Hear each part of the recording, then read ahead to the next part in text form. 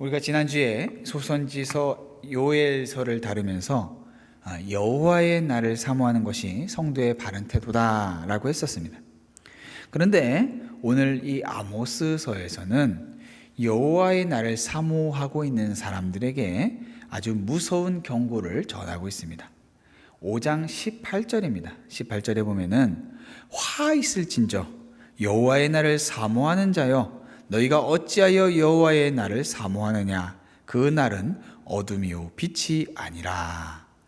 여호와의 날이라고 하는 것은 이스라엘 백성들에게 지금 자신들이 당하고 있는 어려움들이 끝나고 하나님의 공의와 질서가 회복되는 날입니다.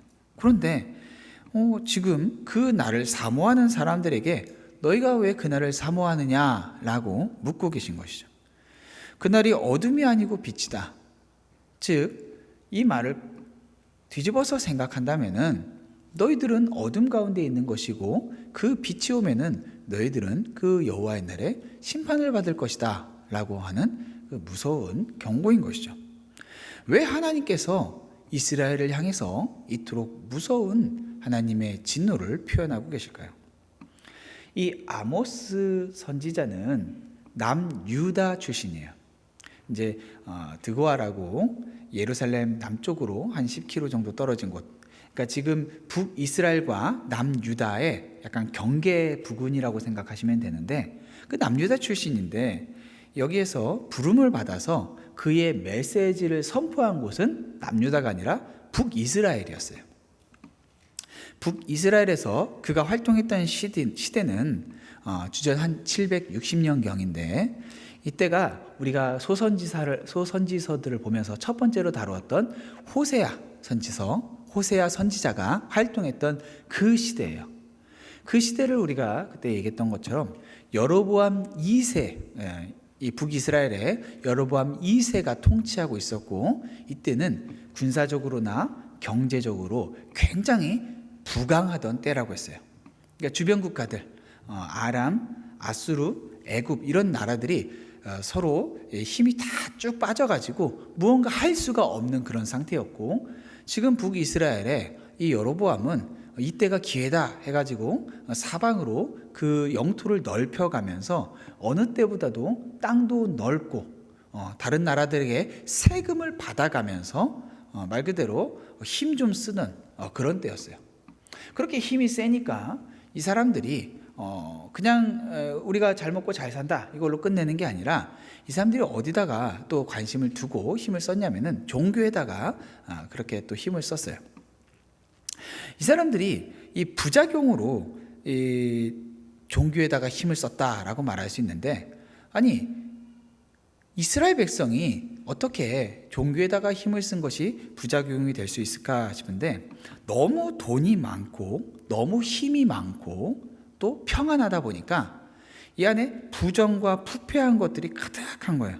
그러니까 법관들은 뇌물을 받고 또 가난한 백성들의 재산을 착취하는 것이 거의 당연하게 됐어요. 뭐 정치나 경제나 법 쪽의 지도자들이 다 그냥 부당한 방법으로 돈을 모으기 시작했어요. 그러니까 뭐 한마디로 부동산 투자하고 신도시가 어디가 개발되는가 살폈다가 거기 개발된다 하면은 빨리 그 정보를 가지고 땅을 왕창 사다가 개발된 다음에 그걸 비싸게 팔아먹고 자 그렇게 막 자기들은 신나게 술 마시고 노래와 값비싼 음식을 통해서 향락에 막 빠져 있다 보니까 그 주변에 가난하고 힘들어하는 이 소외된 이웃들에 대해서는 완전히 눈을 닫아버린 거죠. 그래서 이 당시에 부익부 빈익분이 아주 극에 달했고 부패했고 또 도덕적으로 또 부패해서 뭐 어떤 그런 기생들 이런 것도 굉장히 많았고 성경에서는 이들의 죄를 이야기하면서 뭐 아버지와 아들이 한 매춘부를 다 만나고 막 이런 것들이 막 기록되어 있어요. 그러니까 굉장히 이 안에서 자기들 안에서 뭔가 평안하다 뭔가 좋은 것들을 다 갖추고 있다라고 생각하고 있었지만 굉장히 썩어 들어가고 있었다는 것이죠. 자, 그래서 이때 이들이 종교적으로 굉장히 열심을 냈는데 이 종교적인 열심이 하나님을 향한 진실한 감사의 마음이 아니라 형식주의가 가득했던 때예요. 이 사람들이 종교 지도자들도 사회의 지도자들과 한 마음이 돼서 타락을 해버렸어요. 그래서 백성들에게 윤리적인 삶을 살아야 된다라고 이렇게 장려하기보다는 무엇을 강조했냐면은 종교적인 의식을 잘 해라. 제사 잘 드리고 교회 맨날 와서 헌물 드리고 이런 것들만 강조하는 종교가 되어져 버린 거예요. 그러니까 신앙생활을 잘한다, 좋은 성도다라고 했을 때 그 좋은 성도의 기준을 요즘식으로 하면은 예배 빠지지 않고 헌금 잘 드리고 봉사 열심히 하고 딱 여기까지인 거죠. 그런데 이들이 정말로 관심을 가져야 했을 당시에 주변에 소외되고 가난한 이웃들, 이 사람들에 대해서는 제사장들, 지도자들이 아무 얘기도 하지 않은 거예요. 그리고 오히려 그들을 착취하는 때에 이들이 오히려 일조했다라는 것이죠. 자, 그럴 때 하나님께서 아모스라고 하는 한 선지자를 남유다에서 끌어다가 북이스라엘로 데려와요. 이 사람은 자기 자신을 소개할 때 아모스 7장 14절에 보면요, 뭐라고 자기 자신을 소개하냐면요, 나는 선지자가 아니며 선지자의 아들도 아니라 나는 목자요 뽕나무를 재배하는 자다, 이렇게 얘기를 해요. 자, 선지자가 아니다, 선지자의 아들도 아니다. 이게 무슨 말이냐면은 이 당시에는 전문 신학 교육을 받는 선지자 학교가 있었어요. 선지자 학교. 그래서 선지자가 되기 위해서는 이 과정을 코스를 통과해야 되는 거예요. 요즘식으로 하면은 신학교죠. 그래서 거기에서 서티피케이트를 받지 않은 사람이 선지자 활동을 한다라고 하면은 굉장히 무시받고 뭔가 정통 이 길을 걷지 않은 사람처럼 보여졌던 것이죠. 근데 문제가 뭐냐면은 이 당시의 선지자들이 어디서부터 사례를 받았냐면은 바로 나라, 국가로부터 사례를 받았어요. 자, 여로보암 왕이 자신에게, 굉장히 악독한 왕이었는데 자신에게 자신을 꾸짖고 자신의 정책에 대해서 반대하는 메시지를 전하는 선지자들 어떻게 했을까요? 간단해요. 그냥 사례를 끊어버리면 돼요. 그러니까 이 사람들이 당장 먹고 살 길이 아무 데도 없고 딱 이 왕에게만 있는 거예요.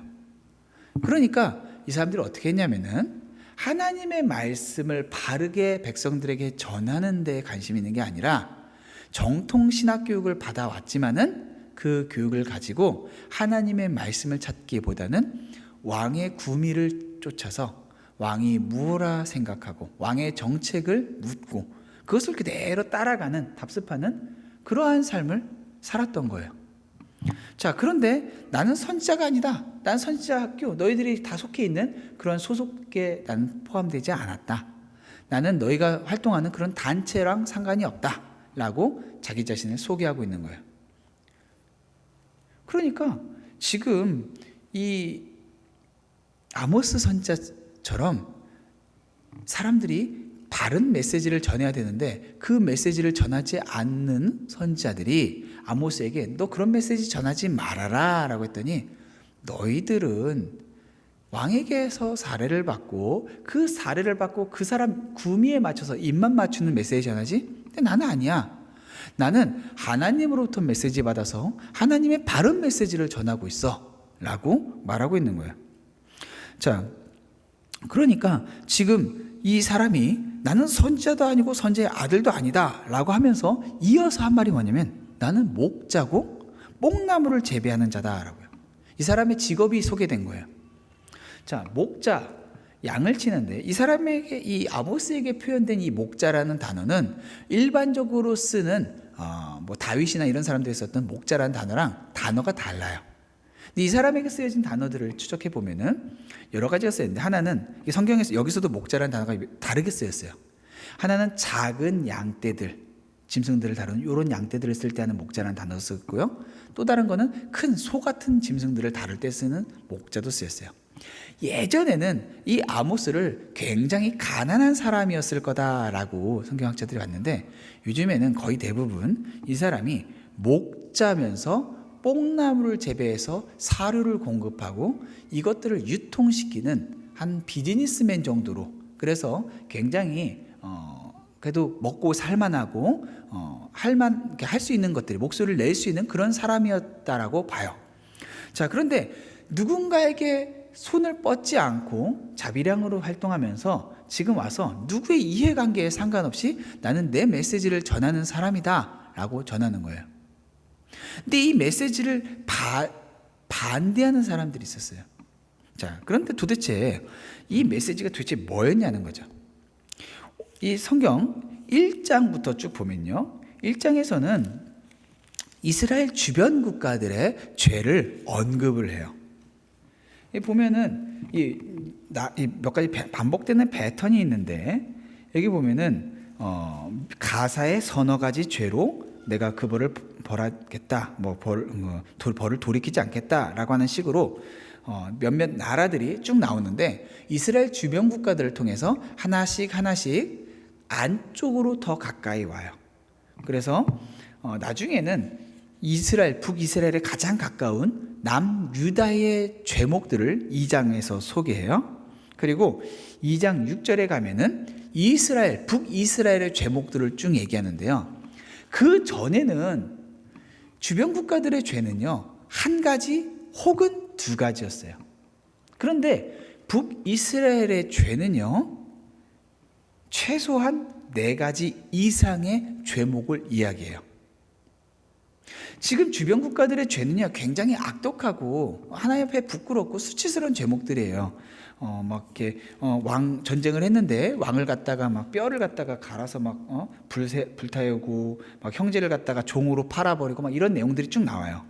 그런데 그것이 결국에는 목적하는 게 뭐냐면은, 뱅글뱅글 돌리다가 타겟을 딱 찍듯이 북이스라엘 너희는 더 심각하다라고 하는 식으로 이야기를 하고 있는 거죠. 이 북이스라엘의 죄를 궁극적으로 한 크게 2가지 정도로 나누면요, 결국에는 참된 예배의 부재라고 하는 거예요. 형식만 남고 모양만 남은, 절기만 남은. 그리고 또 하나는 공의가 실종됐다라고 하는 거예요. 사회 정의, 바른 질서, 이런 것들이 실종됐다라는 거예요. 자, 교회 안에서 예배가 부재했다라고 하는 것으로 끝내지 않고, 이 선지자의 시선이 어디를 향하냐면은 교회 밖, 가난하고 소외된 이웃을 향해서 시선이 향하고 있는 거예요. 호세아 선지자는요, 그의 메시지의 중심은 뭐가 있었어요? 하나님의 사랑이 있었잖아요. 그죠?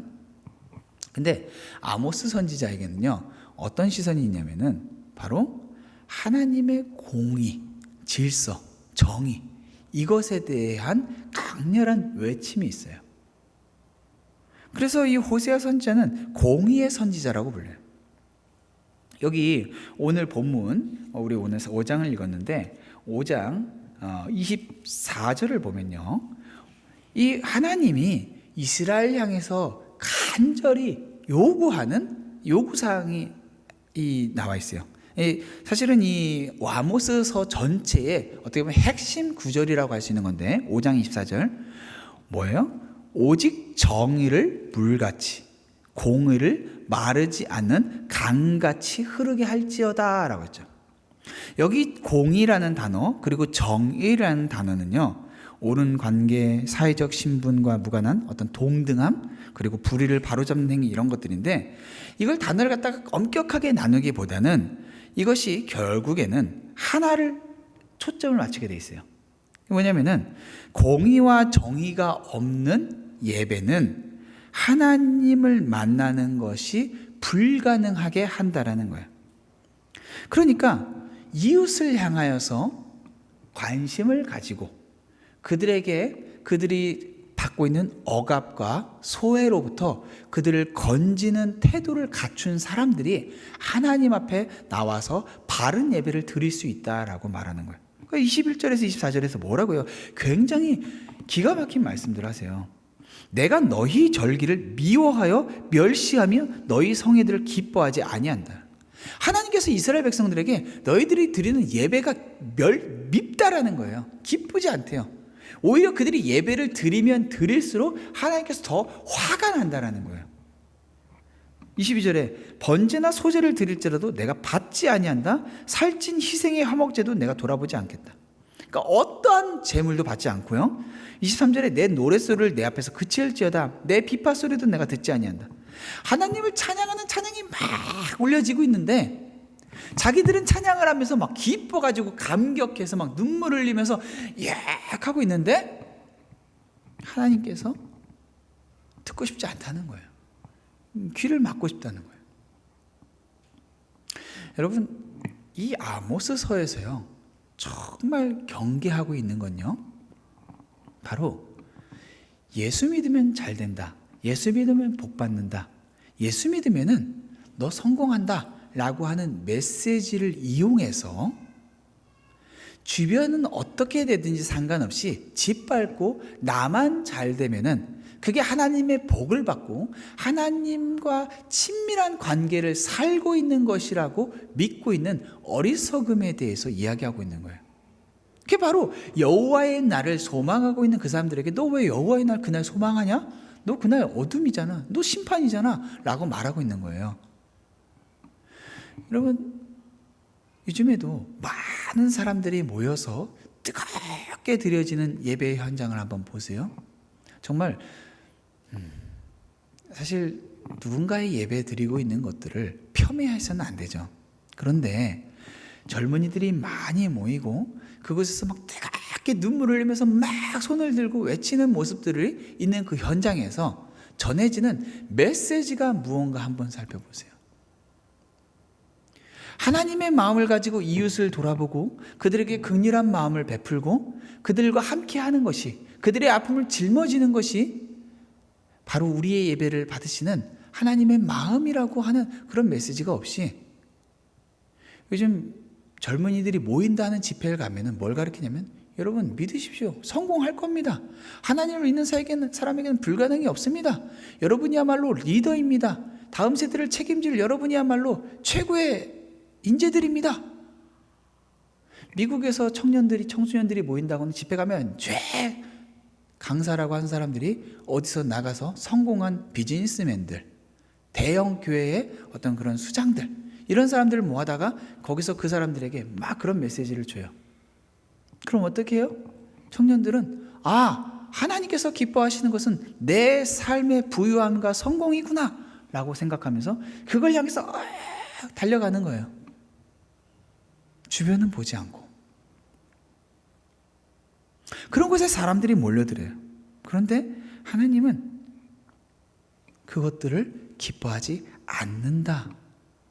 그것에서 뜨겁게 찬양 드리면서 눈물을 흘리면서 그렇지 하나님, 내가 지금은 조금 힘든 것 같아도 나에게 성공하는 삶이 있는 줄 믿습니다. 그게 하나님께서 지금 바라시는 게 아니라는 거예요. 하나님께서 이렇게 이스라엘의 죄를 너희들 예배가 참 헛된 예배를 드리고 있다. 그리고 너희들에게 공의가 실종됐다 라고 말씀하시고서는 심판에 대해서 말씀하세요. 하나님께서는 이스라엘을 구원하기 위해서 출애굽시켜 주셨고 아모리 사람들을 진멸시켰고 광야에서도 인도하셨고 가나안 땅으로 친히 요단강을 가르시면서 그들을 백성들을 데리고 오셨어요. 그리고 선지자들을 끊임없이 보내주셨어요. 그런데 이 이스라엘 사람들이 어떻게 해요? 예언자들을 침묵을 시켜요. 7장 16절에 뭐라고요? 이제 너는 여호와의 말씀을 들을지니라. 네가 이르기를 이스라엘에 대하여 예언하지 말며 이삭의 집을 향하여 경고하지 말라 함으로 이래요. 이게 지금 이스라엘이 하나님의 예언자들에 대하여서 보였던 태도예요. 그러니까 아모스가 지금 이 이스라엘까지 북이스라엘까지 굳이 와서 선교사로 와서 메시지를 전했는데 북이스라엘의 베델 성전에서 그들이 예배를 드렸어요. 금송아지를 갖다 놓고 베델 신전에서 예배를 드리던 그곳을 맡고 있는 제사장 아마샤가 와서 너 여기서 선지자 노릇하지 마라. 너 여기서 예언하지 말아라. 남유다에 가서나 해라. 라고 했던 거예요. 그것에 대해서 지금 아모스가 대답하는 거예요. 예언자가 와서 하나님으로부터 예언을 받아서 선포를 하는데 우리한테 그런 말 전하지 말라는 거예요. 이 뭐예요? 배은 망덕한 이스라엘의 모습이죠. 그래서 하나님께서 이 이스라엘을 향해서 베푸시는 심판은요, 다른 민족들에게 주겠다는 그 심판보다 훨씬 가혹하게 기록되어 있어요. 아모스의 메시지가 전해졌을 때 이 사람들이 다 충격을 받는 거예요. 너무 내용이 너무 충격적이에요. 왜요? 자기들은 선민이니까. 우리들은 어떻게 살아도 그래도 이렇게 예배만 드리고 제사만 드리고 제물만 드렸으면은 하나님으로부터 보호받고 복 받을 거라고 믿었는데, 그리고 지금 이렇게 풍요로운 삶을 살고 있는 게, 이런 평안이 다 하나님의 복이라고 믿었는데 지금 선지자가 와갖고 아니다. 너희들 복 준 적 없다. 이거 복 아니야. 너희들 이제 심판이 기다리고 있어 라고 지금 전하고 있는 거예요. 그래서 그들에게 너희들 지금 심판이 코앞에 있으니까 회개하라 라고 말하는 거죠. 이게 얼마나 이 메시지가 사람들이 듣지 않고 싫어하고 관심이 없었는지 아모스라는 이름이 보여주는 의미가 있어요. 이 이름의 뜻이 짐을 짊어진 자예요. 짐을 짊어진 자. 성경 여기 아모스서에서는요, 누구 하나가 아모스에게 관심을 기울이고 그 메시지에 조금이라도 반응하는 모습을 보여주질 않아요. 그냥 선포하다가 끝나요. 자기 혼자 이 짐을 짊어지고 와서 그냥 끙끙거리는 것처럼 보여지는 거예요. 자, 그런 이스라엘에게 어떻게 이 메시지 앞에 반응해야 돼요? 정의를 물같이 하라는 거예요. 정의를.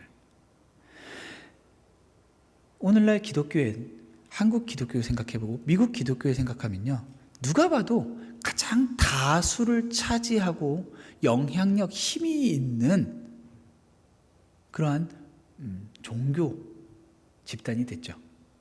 그런데 실제로 사회에서 얼마나 아름답고 덕을 쌓는가라는 모습을 봤을 때는 너무나도 부끄러운 모습을 많이 보여줘요. 예수 믿는다 하면서도 여전히 불의한 방법으로 재물 쌓는 것, 이런 것들에 대해서 별로 그렇게 서로 간에 정보를 공유하면서 하고 있는 그런 부끄러운 모습을 보여주고 있죠. 그런 이스라엘과 그런 교회에게 주님의 메시지는 뭐예요? 하나님의 공의와 하나님의 정의의 메시지가 강단에서 쏟아져야 된다는 거예요. 사람들이 듣기 싫어하죠. 왜? 근데 당장에 나의 주어진 이것들을 뺏겨야 된다니까. 그런데 이 사회가, 이 세상이 참 하나님 앞에 부끄럽고 죄 가운데 살아가고 있는 모습은 결국에는 성도들이 하나님의 사람다운 삶을 살지 못하고 있다라고 하는 그 책임감을 짊어지고 살아가야 되는 거예요. 정치인들만 욕할 게 아니라, 그 가운데서 부패한 경제인들만 욕할 게 아니라 바로 교인들 한 사람 한 사람이 하나님의 뜻에 합당한 삶을 살아가는 것이 마땅하다라는 거예요. 그러니까 주변 국가들을 향하여서도 하나님의 심판의 메시지가 있었지만은 누구보다 북이스라엘을 향한 하나님의 심판의 메시지가 더욱더 강렬했던 거예요. 두 번째는 우상 숭배에서 돌이켜야 된다라는 거예요. 한국 교회의 지금의 모습의 가장 큰 문제점이 뭐예요? 세속주의, 물질주의예요. 신앙생활 한다면서도 다 여기에 마음 뺏겨버린 거예요. 오직 나 더 많이 짊어지고 나 더 많이 갖고, 겉으로는 어느 정도 할 수 있어요. 교회 예산의 얼마를 선교로 보내고 가난한 사람들에서 구제비용 조금 얼마 하고. 그런데 사실 생각해 보면은 초대교회부터 교회의 가장 재정의 많은 부분은 어디를 향했냐면요, 고아와 과부들, 가난한 사람들, 그것을 향해서 재정이 나갔어요. 그러니까 바울도 다니면서 뭐 했냐면은 예루살렘 교회를 향한 연보를 구하러 다녔어요. 교회가 그런 것에 관심을 갖는 것은 마땅하고, 관심 갖는 정도가 아니라 누구보다 앞장서는 것이 옳다라는 거죠. 우리 교회도 그래야 돼요. 부흥회, 사경회, 특별 집회 이런 걸 많이 한다고 해서 건강한 교회가 아니라 정말로 하나님의 마음으로 이웃을 바라보는 것. 그래서 빛과 소금이 되는 교회. 그래서 누가 봐도 교회는 참 하나님을 아는 사람들이 있구나. 믿지 않는 자들도 내가 하나님을 믿진 않아도 저 사람들이 정말로 하나님을 믿는 사람들이구나 라고 하는 것은 드러날 수 있는 그런 빛과 소금의 역할을 감당해야 되는 거죠. 그런데 사람들이 듣지를 않아요. 그러니까 어떻게 해요? 아모스가 아까 전에 말씀드렸던 제사장 아마샤가 있는 그 베델 성전이 무너지고 폐쇄되어져요. 그래야지 너희가 그곳을 문 닫고 남유다인은 예루살렘에 와서 절기 지키고 그곳에서 바르게 다시 신앙생활 해라. 그래야지 너희가 돌이킬 수 있다라고 말하고 있는 거예요.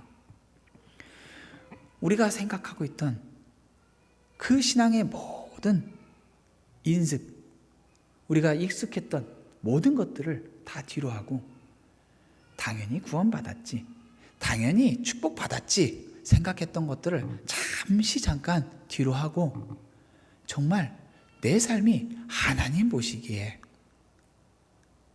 어떠할까? 그것을 정직하게 물어서 들리는 하나님의 책망과 겉면의 말씀들을 이스라엘처럼 외면하지 않고 주님 앞에 정직하게 반응함으로써 주님께서 우리에게 회복될 그 기회를 주셨을 때 그 기회를 마땅히 수용하는 것이 다른 길은 없는 거죠. 이렇게 무섭게 말씀하다가요, 이 아모스서 제가 보면서 정말 이 아모스서의 마지막 절을 보면서 감탄을 했어요. 아모스서 9장 15절에 보면요, 뭐라고 하냐면요, 이제 이스라엘의 회복에 대해서 말씀하세요. 이스라엘은요, 이 아모스를 보면요, 이미 심판받고 다 무너지는 게 나와요. 근데 그리고 여러분이 아시는 것처럼 나중에 이제 아수르에 의해서 이 메시지가 전해지고 나서 얼마 안 돼서 아수르에 의해서 주전 722년에 완전히 폭삭 망해버려요. 그리고 민족들 다 찢어서 다 흩어버려요. 나라 자체가 사라져버리는 거예요.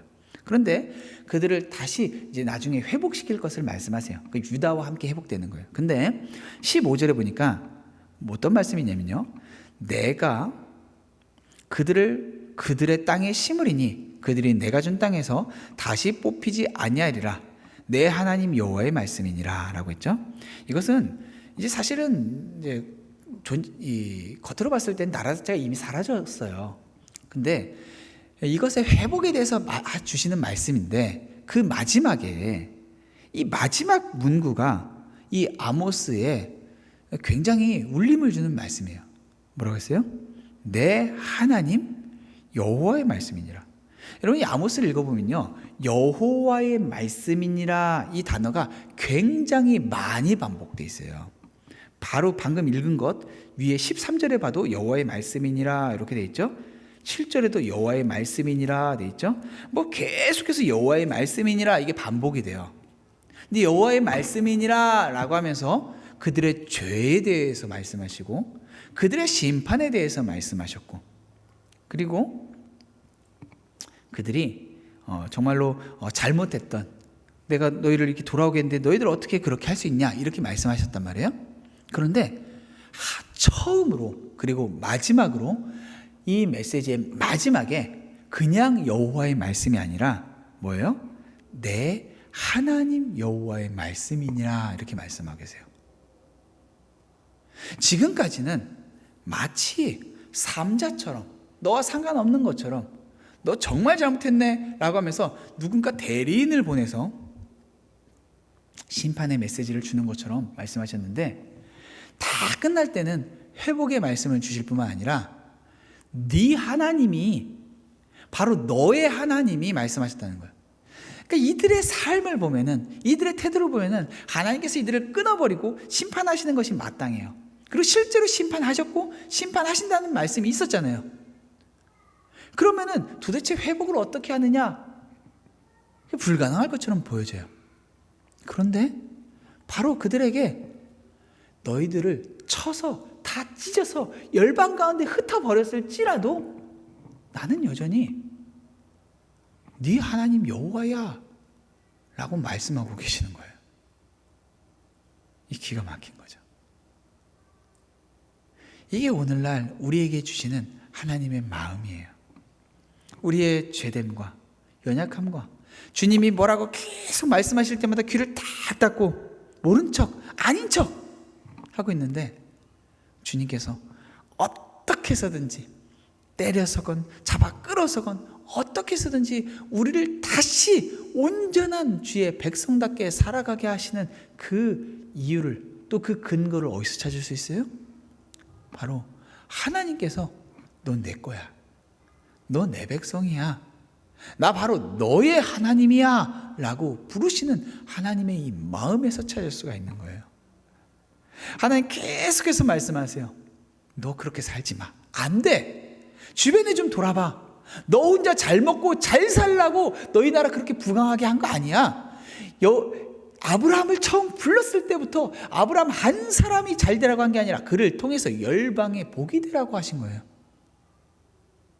우리에게 주어진 건강, 물질, 시간, 이 모든 것들은 결국에는 나 한 사람을 위해서가 아니라 하나님께서 우리를 통하여서 흘려보내서 많은 사람들을 살게 하기 위해서 주신 것이고, 그것을 허투루 쓰고 있는 것은 주님 앞에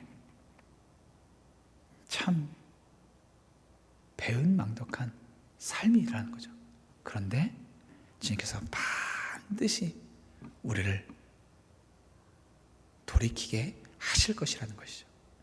오늘 이 말씀을 받으신 여러분께서는 주님의 말씀에 귀를 닫지 아니하고 주님께서 아모스를 통하여서 이스라엘에게 주신 말씀과 같이 우리의 삶을 통하여서 바른 예배가 회복되고 그 예배가 가능하도록 우리의 이웃과 주변을 보살피고 돌봄으로써 하나님께서 우리에게 주신 그 모든 것들의 이유를 찾는 여러분 되시기를 주님의 이름으로 축원합니다.